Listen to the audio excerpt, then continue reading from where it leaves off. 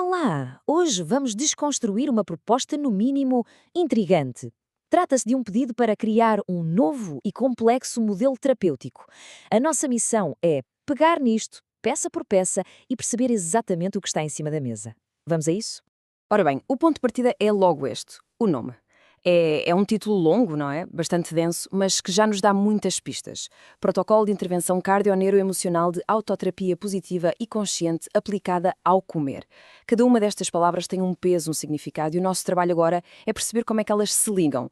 Pois, a primeira reação é mesmo essa.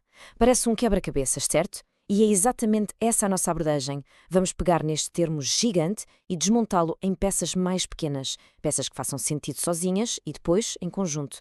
E para começar a montar este puzzle, nada como a peça mais importante. Para quem é que isto foi pensado? Definir o público-alvo dá-nos o contexto de que precisamos para entender tudo o resto. E aqui a resposta é muito clara. O foco são crianças no espectro do autismo e crianças com perturbação de hiperatividade e déficit de atenção, a chamada PHDA. E mais especificamente ainda, o alvo são os desafios à volta da alimentação, que muitas vezes são uma realidade nestas condições. Ok, já sabemos o para quem. A pergunta seguinte é, obviamente, como? Como é que este protocolo se propõe a ajudar? A proposta original descreve um método prático, que assenta em 3 ações principais. A sequência é mais ou menos esta. Primeiro, o ponto de partida é uma autoterapia, que tem de ser positiva e consciente. Ao mesmo tempo, é preciso trabalhar o ambiente à volta, neutralizá-lo, para criar um espaço seguro. E a ideia é que a soma destas duas coisas leve, claro, aos resultados que se esperam. E agora, atenção, porque chegamos a um ponto que é, no mínimo, diferente. A proposta pede que toda esta estrutura tenha como base 2 campos científicos, bastante distintos um do outro. E isso, só por si, já nos diz muito sobre a natureza multidisciplinar que se pretende aqui. De um lado, temos a neurociência. Esta é a parte, digamos, mais espetável. O seu papel é dar-nos o enquadramento biológico, explicar como é que o cérebro lida com as emoções e os comportamentos ligados à comida. Mas do outro lado, numa combinação bem mais invulgar, a proposta invoca a física quântica.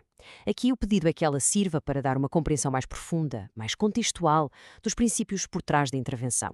Importa só reforçar que estamos apenas a apresentar o que foi solicitado na fonte original.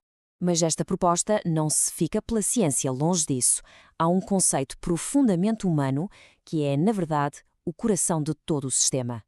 É uma ideia que funciona como a âncora de toda a rede terapêutica. Vamos ver qual é. Esta. A fonte, citando Djanira Montalvão da Luz, define o conceito-chave. O cuidador, o pai, a mãe, é o núcleo emocional da criança. Isto não é apenas uma frase bonita. Isto coloca o cuidador numa posição central, superativa em todo o processo. Então, o que é que isto quer dizer na prática? Bom, quer dizer que o cuidador é a grande referência emocional da criança, é a sua âncora. Os profissionais, os terapeutas, eles assumem este papel de núcleo, mas só de forma temporária, durante as sessões. E um ponto fundamental, para que isto funcione, tem de haver uma rede de apoio forte e alinhada a dar suporte a este núcleo. Sozinho não funciona. Tudo isto, a teoria, os conceitos, o público-alvo, culmina num pedido muito prático, muito concreto. A criação de uma ferramenta, de um modelo, que sirva de guia para que outros profissionais possam pegar nisto e aplicar.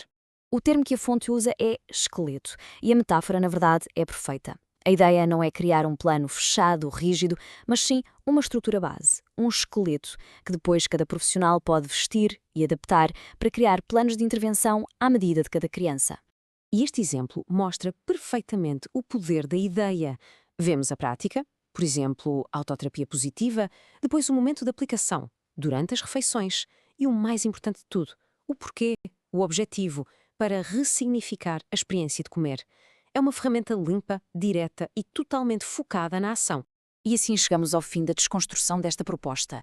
Uma proposta que tenta ligar o mundo emocional, o ambiente e a ciência. E em vez de uma conclusão, fica no ar uma pergunta para refletirmos. Que futuro têm estas abordagens tão integradas e que potencial podem ter para transformar a forma como olhamos para a terapia? A questão, por agora, fica em aberto.